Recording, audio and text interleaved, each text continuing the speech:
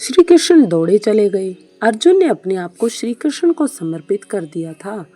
अर्जुन होता हुआ भी नहीं था, इसलिए कि उसने जो कुछ किया अर्जुन के रूप में नहीं, श्री कृष्ण के सेवक के रूप में किया।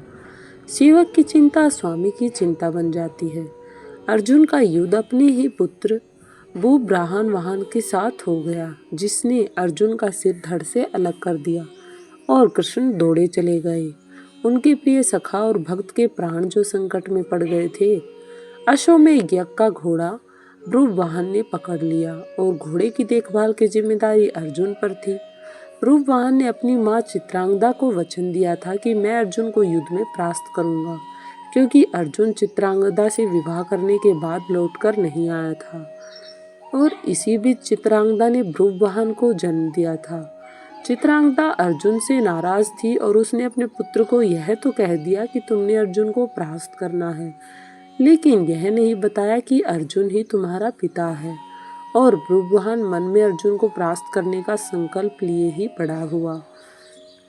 शस्त्र विद्या सीखी, कामाख्या देवी से दिव्य बाण भी प्राप्त किए अर्जुन के वध के लिए।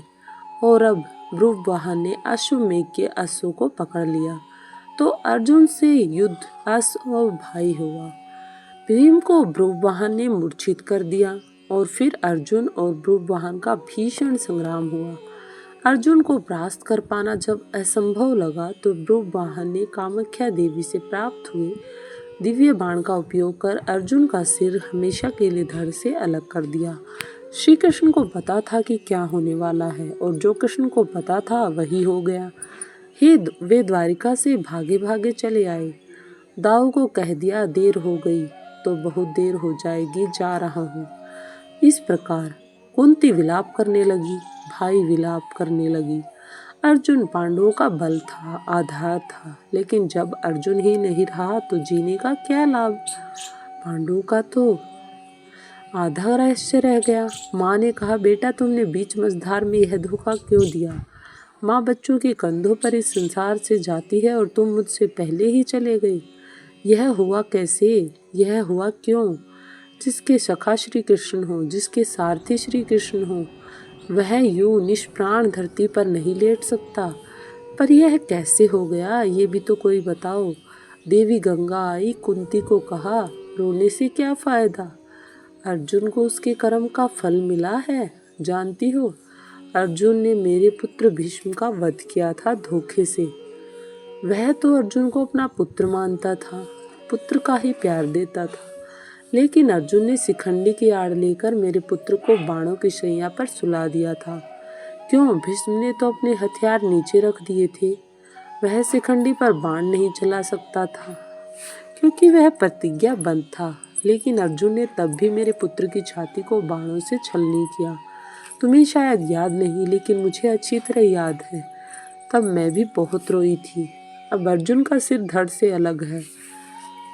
ब्रुवाहन ने जिस बाण से अर्जुन का सिर धड़ से अलग किया है वह कामाख्या देवी माध्यम से मैंने ही दिया था। अर्जुन को परास्त कर पाना ब्रुवाहन के लिए बहुत कठिन था। आखिर उसने मेरे ही बाण का प्रयोग किया और मैंने अपना प्रतिशोध ले लिया। अब क्यों रोती हो कुंती। अर्जुन ने मेरे पुत्र का वध किया था और अब उसी के पुत्र ने उसका वध किया। अब रोने से क्या लाभ, जैसा उसने किया वैसा ही पाया। मैंने अपना प्रतिशोध ले लिया। और प्रतिशोध शब्द भगवान श्री कृष्ण ने सुन लिया। हैरान हुए, अर्जुन का सिर धड़ से अलग था और गंगा मैया भीष्म की माँ अर्जुन का सिर धड़ से अलग किए जाने को अपने प्रतिशोध की पूर्ति बता रही थी। श्री कृष्ण सहन नहीं कर सके।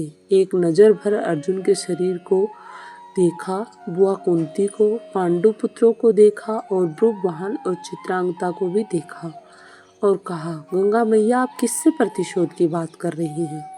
बुआ कुंती से, अर्जुन से या फिर एक माँ से।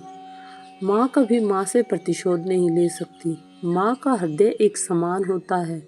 अर्जुन की माँ हो या भीष्म की माँ हो, अपने किस माँ प्रतिशोध लिया है। गंगा ने कहा, वासुदेव, अर्जुन ने मेरे पुत्र का उस समय वध किया था जब वह निहत्था था। क्या यह उचित था। मैंने भी अर्जुन का वध करा दिया उसी के पुत्र से। क्या मैंने गलत किया। मेरा प्रतिशोध पूरा हुआ। यह एक माँ का प्रतिशोध है।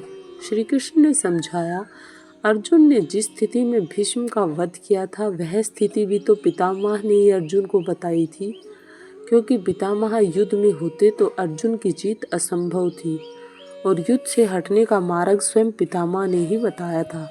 लेकिन यहाँ तो स्थिति और है। अर्जुन ने तो ब्रह्मांड के प्रहारों को रोका ही है, स्वयं प्रहार तो नहीं किया, उसे काटा तो नहीं। और यदि अर्जुन यह चाहता तो क्या ऐसा हो नहीं सकता था? अर्जुन ने तो आपका मान बढ़ाया। कामाख्या देवी द्वारा दिए गए आपके ही बाण का प्रतिशोध लेकर आपने पितामह का, अपने पुत्र का भी भला नहीं किया, उससे भी वध के लिए आपने प्रयास किया। गंगा दुविधा में पड़ गई। श्री कृष्ण के तर्कों को उसके पास जवाब नहीं था। पूछा क्या करना चाहिए? जो होना था सो हो गया, आप ही मार्ग सुझाइए माधव। अब भगवान श्री कृष्ण भी सोच रहे थे। श्री कृष्ण ने कहा, आपकी प्रतिज्ञा पूरी हो गई, उपाय तो किया ही जा सकता है, कोई रास्ता तो होता ही है। जो प्रतिज्ञा आपने की है वह पूरी हो गई। जो प्रतिज्ञा आपने की थी अब उसे वापस भी लिया जा सकता है। यदि आप चाहे तो क्या नहीं हो सकता, कोई रास्ता तो निकाला ही जा सकता है। इसलिए हे माधव, रास्ता सुझाइए।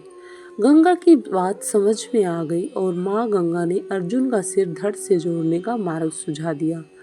यह कृष्ण के तर्कों का कमाल था, जिस पर श्री कृष्ण की कृपा हो, जिसने अपने आप को श्री कृष्ण को सौंप रखा हो, अपनी चिंताएं सौंप दी हो, अपना जीवन भगवान श्री कृष्ण को सौंप दिया हो, अपना सर्वस्व जिसने सौंप दिया हो, उसकी रक्षा के लिए श्री कृष्ण बिना बुलाए चले आते हैं। द्वारिका से चलने पर दाऊ ने कहा था, कान्हा अब अर्जुन और उसके पुत्र के बीच युद्ध है, कौरवों के साथ नहीं, फिर क्यों जा रहे हो? तो कृष्ण ने कहा, दाऊ अर्जुन को पता नहीं कि वह जिससे युद्ध कर रहा है वह उसका पुत्र है, इसलिए अनर्थ हो जाएगा और मैं अर्जुन को अकेला नहीं छोड़ सकता। भगवान और भक्त का नाता ही ऐसा है, दोनों में दूरी नहीं होती और जब भक्त के प्राण संकट में हो तो भगवान चुप नहीं बैठ सकते। अर्जुन का सारा भाव हो और कृष्ण दूर रहे, यह हो ही नहीं सकता। याद रखें, जिस श्री कृष्ण मारना चाहे कोई बचा नहीं सकता और जिसे वह बचाना चाहे उसे कोई मार नहीं सकता। अर्जुन और श्री कृष्ण है ही